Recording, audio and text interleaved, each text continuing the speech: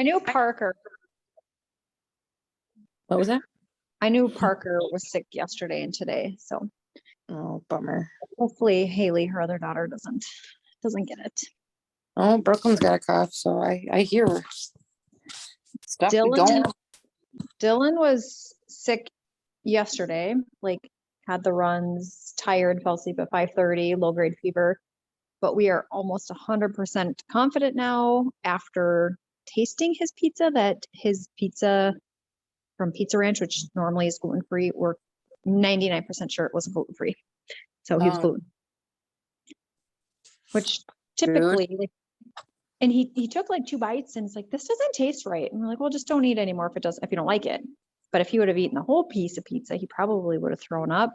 Where if he hasn't been gluten for a couple of years, but it's exactly what happens is diarrhea, low grade temp, tired. How long is he sick for usually after he has it? Just like 48 hours till it's completely out of his system. At least it's not a long period of time. Yeah. Yep. There was someone that I worked with that their utensils couldn't even potentially come in contact with gluten or they would get like violently ill. Yeah, he's cross contamination. Like we have separate toasters and yeah, you can't put like gluten-free pizza on the same sheet that you cooked a regular pizza because he gets sick. Yep. Fun times. Not really. It allows you to be more creative, I guess, with your cooking. Derek does. Let's be honest, Megan. I don't cook. Oh, that's right. Derek is the cook. Yep. We discussed this. So, hi, Clara. Hello, ladies. I hope your little one's feeling better. Oh, we had to leave school today because he puked in the classroom. Oh, so no. The nurse called me. She's like, you have to come get Lucas. So we left. We were only in school for maybe an hour and a half, and then we had to go home. Joy. I can't wait for summer. I can't either. This is ridiculous. These kids are not catching a break, and I feel so bad. Yeah. I hear you. Brooklyn's been sick like all year. She has a fever and a cough. She had a fever last night and didn't have anything wrong with her today, but she has a cough now. I'm like, for crying out loud. Ricky's like, is there something wrong with her? I'm like, yeah, other kids. Yes, that's the problem. If everyone would just go away, that'd be great. So, we'll get started since it's 8:06. I just got done watching the movie Coach Carter. Chris Carter was a football player for the Vikings. Coach Carter, which is such a good movie, but there was a quote that they said in it that really stood out to me that I had to Google it and share it with you guys because I feel like it's so good. So our deepest fear is not that we are inadequate. Our deepest fear is that we are powerful beyond measure. It is our light, not our darkness, that most frightens us. You playing small does not serve the world. There is nothing enlightening about shrinking so that other people won't feel insecure around you. We are all meant to shine as children do. It's not just in some of us, it's in everyone. And as we let our own light shine, we unconsciously give other people permission to do the same. As we are liberated from our own fear, our presence automatically liberates others. And I was like, oh, that is like the best quote ever. And it's so true. I think often a lot of our fears are just rooted, I think, in the perception of other people a lot of the time. But for many of us, our fear is that what if we have that capability and we can never tap into it? And the whole part where it's talking about how when we are authentically ourselves, basically, we allow other people permission to be authentic as well. And I've been thinking a lot about social media, especially after the training that we did with Brock in Texas, and I was just rethinking my social media, not like rethinking like I'm going to completely start from scratch, but I was thinking about like, how can I be the most effective while also showing up as myself and not having to feel like I'm pretending to be something that I'm not.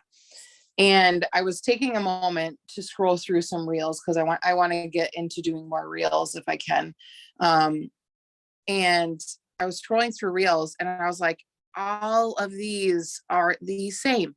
It's all just people lip syncing and pointing at things. And I just found myself like super disinterested. And I was like, I wonder if other people feel the same, and maybe not. Maybe they enjoy the lip syncing and pointing at random words on the screen. I don't know.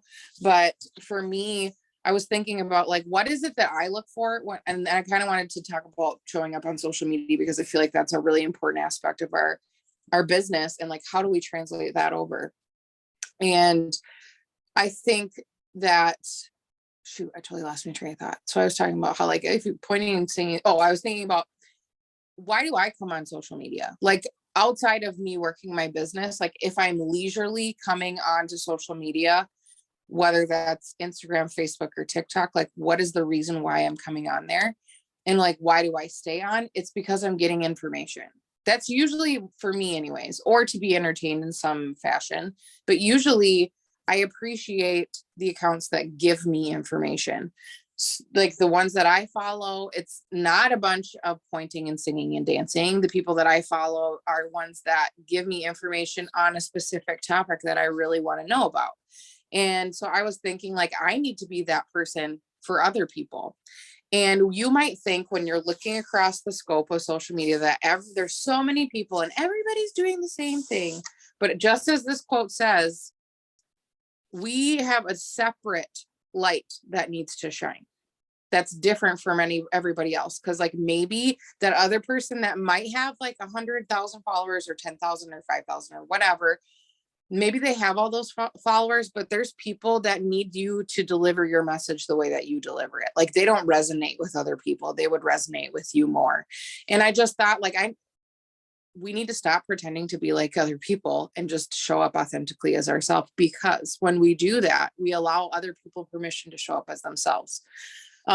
There's this girl that I follow on TikTok that is like the weirdest human being ever, but she's hilarious and she gives information.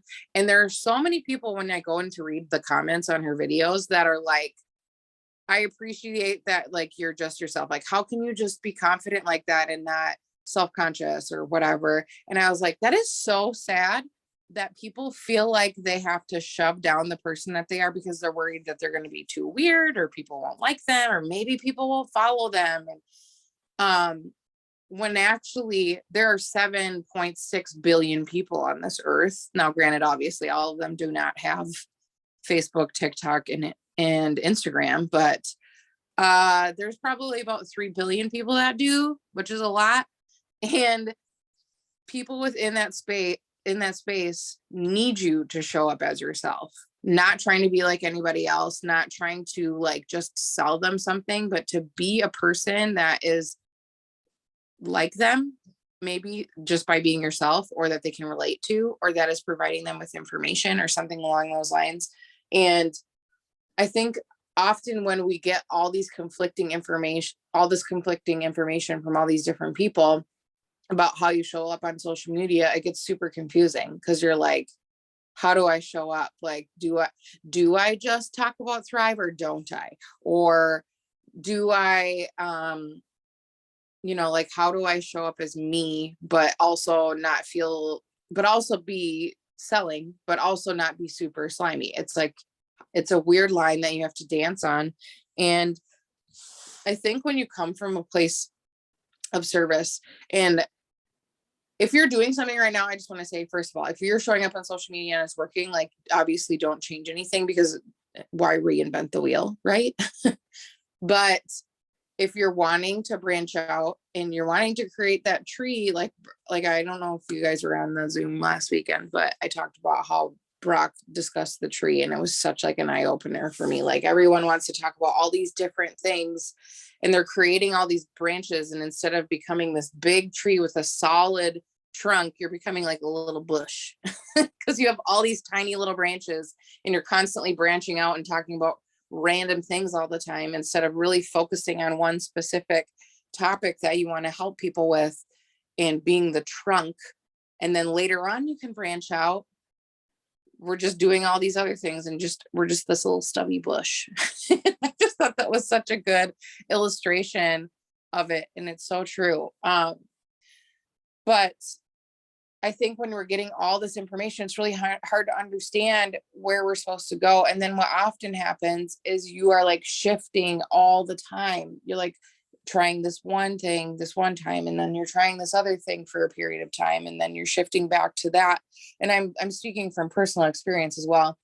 But I think so often if you were to just stick in one lane, that you would see fruits from that labor, instead of always trying to dance around and like listen to what's the newest person or what's this person on this Zoom saying works for them. Like, yeah, those things might work for them, but we got to figure out what's going to work for us, individually and as a collective group. So,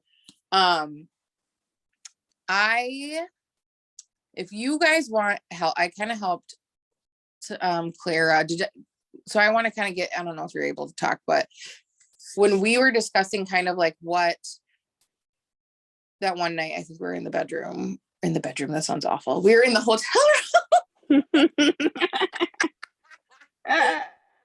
were in the same bed. Not only were you in the same bedroom, but you were in a hotel room in the same under the covers. I was trying to help Claire out with figuring out like what should she talk about. I want you to kind of talk about, is there any clarity that you had through either the conversation that Brock had when he was teaching us or through our conversation? Well, I really liked that analogy of the tree trunk because that is just spot on for me. And Megan, I've talked to Megan on a personal level many times, and she's really good with words, and so she's the one who helped me come up with a new bio and stuff and really like narrow down my niche. And a couple of days ago I was actually like, maybe I'm doing the wrong niche, maybe this isn't working. And then I had a girl message me, I'm not even friends with her, and she asked me about Thrive, and then she asked me about being in a narcissistic abusive relationship just out of the blue. And I'm like, well, I think that's God saying, hey, you're supposed to be right here. So yeah, I think people are watching, and I've posted a few reels about narcissistic abuse and like co-parenting and stuff, and those reels get the most likes. So I feel like I'm going in the right direction. Now I just need to create. Right. That's so true. I call those God winks, by the way, when there's those situations where you're like, is this the direction I'm supposed to go? And then like there's confirmation. You're like, all right, I see you winking at me. Yep. She did ghost me though. I talked to Sarah too. She was super helpful, and I talked to her and we were going back and forth for a while, and then she never listened to my voice message. So I'm going to do the 2-2-2 rule. Yep. And just like say, hey, I wanted to touch base and see like how you were doing, especially if she's talking about like narcissistic relationships. Either she's in one or she's recovering from one. So like, how can you lean in and be a friend, or not even like a friend necessarily, but like a mentor maybe? Yeah. And she does have kids, and she's a single mom too. And she actually lives in the town right next to me. So I was going to see actually if she wanted to maybe get lunch or dinner or something in town, or coffee, and just chat and just bring a sample, not bring it out necessarily right away or anything, but just be more of an ear and kind of build that relationship first. What were you going to say, Sarah? I was just gonna say, Clara, was that the only voice message? Like, was that the only time she ghosted you when you sent the voice message? No, nope. Okay. because I did a little bit of both. There was a time when I was driving, and then I voiced her and she responded. And then there was a couple of times where I would message her with words, but she always responded. It was just, she just stopped when I Well, asked her, what she was looking for and what her budget was. And I said it really nicely. I said, exactly what you said, Sarah. I was like, I try to be respectful of everybody's budget. I want to help you the best way that I can, and I can absolutely customize anything for you. What are you comfortable spending? And she So- never responded. here's what I would do, knowing that she didn't respond to the voice is, and if she saw it, I would written out message the next one. And here's why is you never know if she's a single mom. Does she have her kids? Does she not want those around to listen to it? Where I Mhm. feel like a text, Right. like I've got some customers that I know work during the day. And I don't send voice messages because they're like, dude, I can't listen to them. Stop. Right. Like, so Right. that's what I would do is if you're going to do the 222, which don't be pushy, but don't let her float away. Okay. I would type the message next and just say, hey, just want to check in. I know life gets crazy, especially being, a mama. And I would just put it that way because she could be in a situation where she's like, and I don't want my kids to hear this, or if she's around Right. a relationship person. That's what I would do. Okay. Yeah. I'm think going to I've reach noticed out to her tomorrow. Yeah, I've noticed sometimes too, like if I sometimes voice message people, I might not get a response. And I think some people are kind of like weirded out by it, but I agree with what Sarah was saying. Cause like sometimes I'm at work and if someone voice messages me, I'm like, oh shoot, I can't listen right now. And then ADHD kicks in and I'm like, oh yeah, I had a message that I need to listen to. Or they start to listen, or it looks like they listen, but they truly didn't because they were busy, and then they've forgotten to go back. Right. So agree with that. What was I gonna say? Shoot. I totally forgot. Something that off of what Claire was saying. But yeah, so and I think like the next natural thing is like, okay, so I'm talking about this specific topic, like, well, how then do I transition into Thrive or whatever? And obviously it's part of your life. You show up in your stories and talk about that all the time.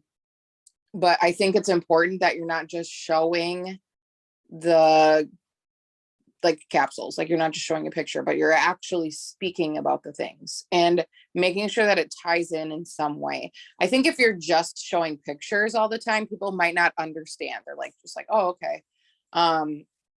But you have to sometimes open that door. So if you're just showing your capsules every single day, or if you're just showing your patch or like whatever, they're like, oh, cool, that's something she uses. But if you're never opening that door saying like, hey, if you want to try this, I have some on me and I would be happy to send some out. So like, let me know if you're also a mom that feels like you struggle with blah, blah, blah, blah, blah.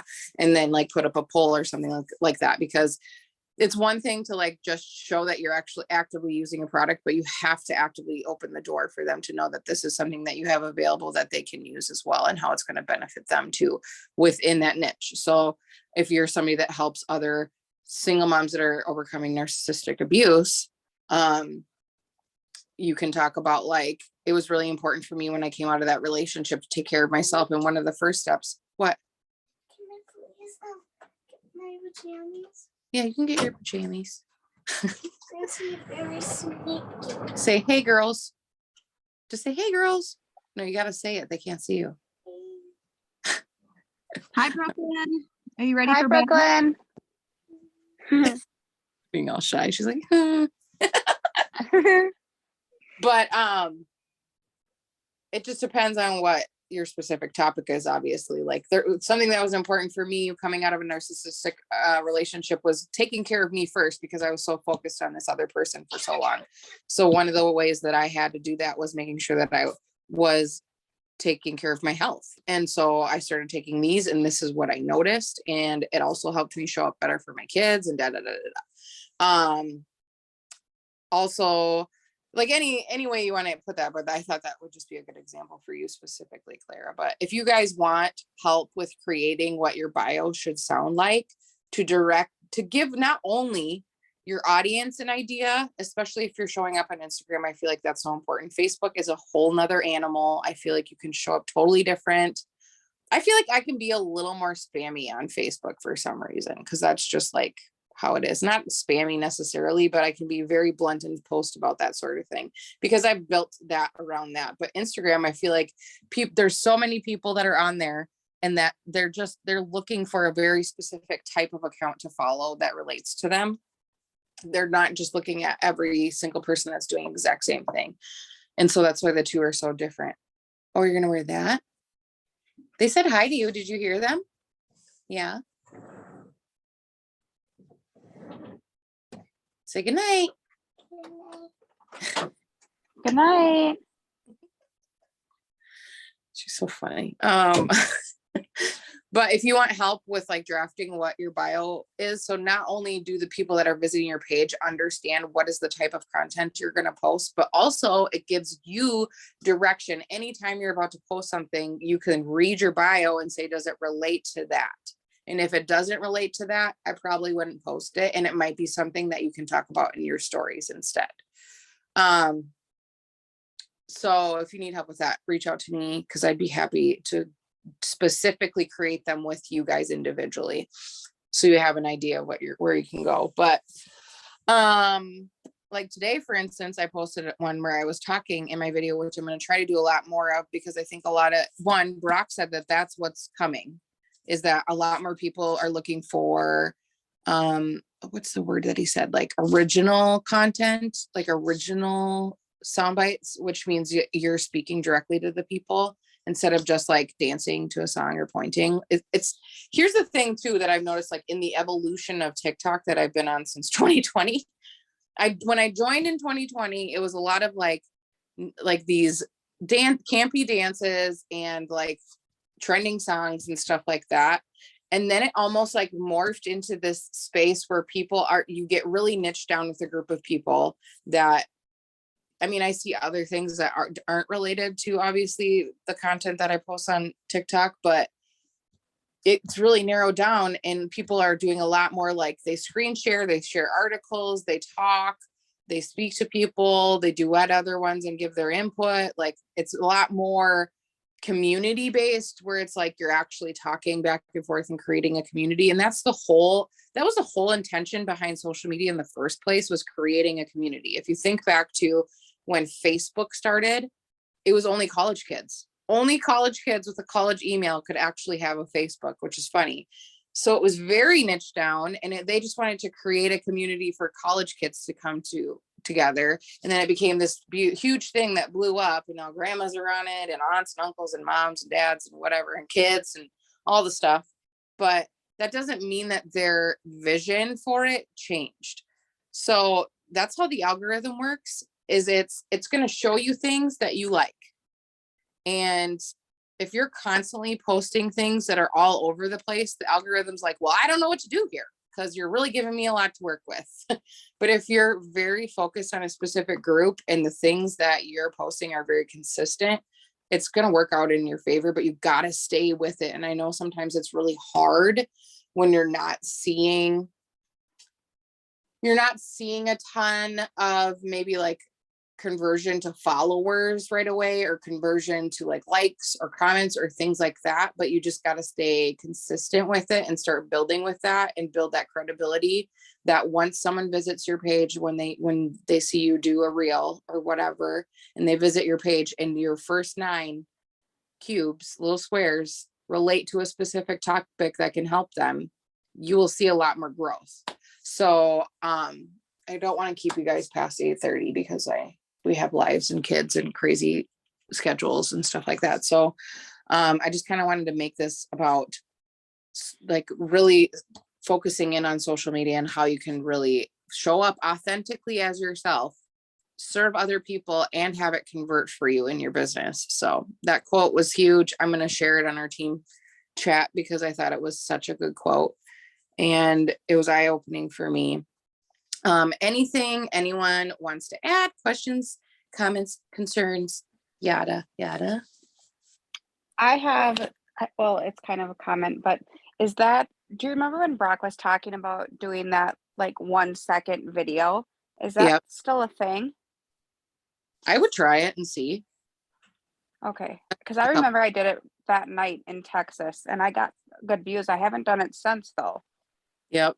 And he recommends that you do it with like a quote, because then what's happening is people are reading through that quote and the video is playing over and over and over as they're Yep. reading. So for September and Jen and whoever catches this on replay, what he talked about was like, you take a quote. I would suggest you create one on like Canva that is your own and not just pull one from Pinterest if you can. So like copy the words, use like a pretty plain background and just make it your own. But what you do is you screen record after you save the picture, pull it up out of your camera rolls and you screen record it and trim it down to a second. So you would trim it to the square and then trim the video down to a second and then you upload it, and you kind of like tricking the algorithm, I guess, because when somebody's reading through that quote, it's essentially replaying the video over and over and over and over and over again. And it's important you make it a video and not a reel over and over again. So the algorithm's like, ooh, there's a lot of views on this. Let's keep showing it to other people. So then it'll push it out and push it out and push it out. So that's kind of the thought process behind that. But I think it's worth continuing to try at least. I thought that was like genius. Can someone help me with that? September, are Sorry, you- I am so bad when it comes like I like followed what you said to me or what you were saying, but you were like screen record and do this, and I'm like, hold up. I completely lost you at screen record. I don't even know what that means. Do you have September. I had to have Megan do that to me too. I asked her probably a million questions. Can you show me how to do this and this and that? Okay, is that meaning we're getting old or something? Because like completely that all was like, I didn't even know phones could screen record. What? oh, it's the best thing ever. I use it for a lot of stuff. I use it for like when I'm trying to show customers how to order. I use it for, I don't know, like lots of things. Okay, so thank you for now making me feel really old because yeah, I did not know cell phones had that capability, but hey, Do you have an iPhone or an Android? I have an Android. heck Well, yeah, September, I'll message you. Your person. Perfect. I'm not all about the iPhones. They don't make sense to me and they're too complicated. I used to tell myself the same thing and then I switched. They do take nice pictures because I was terrible in Texas. I will agree they do. My older kids are iPhone users and like my middle son, I don't have some iPhone and it takes way better than mine. And I do have a decent phone, but no, iPhone does have good picture quality. It was funny the whole time we were texting us. She's like, all right, fine. We're gonna take it with your picture of your phone, I guess. And I sounded just like that. He did not. But you know, the bad thing I've noticed is if you take a picture with, I don't know if it's just mine, but if you take a picture with an iPhone and then like one of my kids will text me it, the quality of it is like crap. The only way they can send it to me with still looking good is through Messenger. Oh, I don't know. I guess I don't send a lot of stuff through text. It's probably because iPhones use like specific iPhone messenger, like iMessage. And so when you're trying to cross device, I don't know what you call it, whatever they're called, not the device, the software, whatever. It probably doesn't translate very well. I'm guessing that's the thought behind that. But Sarah could help you screen record because I wouldn't even know where to begin. Okay, then Sarah, you and me need to work together and you need to teach this mom some tricks and tools. I can do that. Awesome. Anything else? September, find a quote between tonight and tomorrow, and I will help you tomorrow. Deal. That's your homework. I can do that. My little one, well, I mean, it's only 6:30 for me, but he'll be going to bed in about an hour and a half. That's crazy. That's only 6:30 there. Jennifer, are you team Android or team iPhone? She's team iPhone. Boo. I Love you. don't think she can unmute herself. Ooh, there she goes. Hello?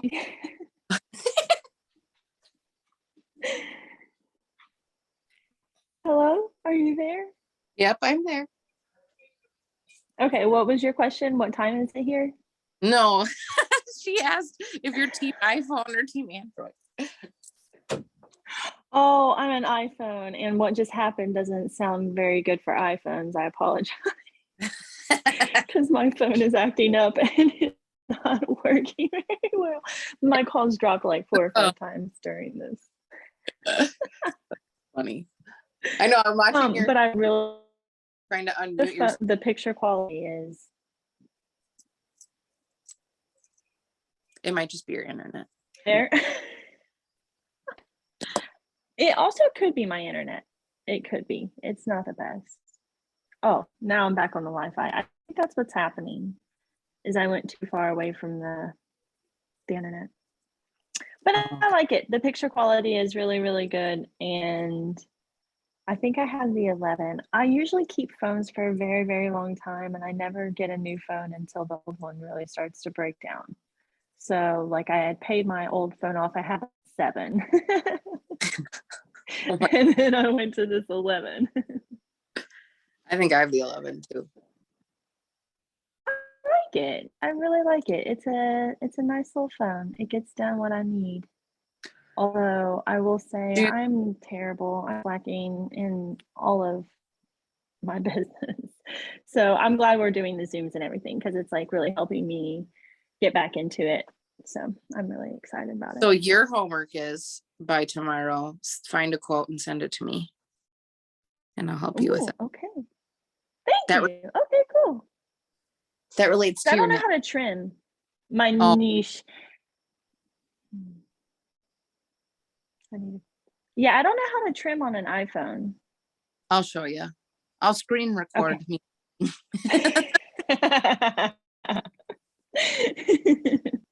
I do know screen record. Sorry, September, but hey, it's okay to be It's an old okay. lady. I'm with you.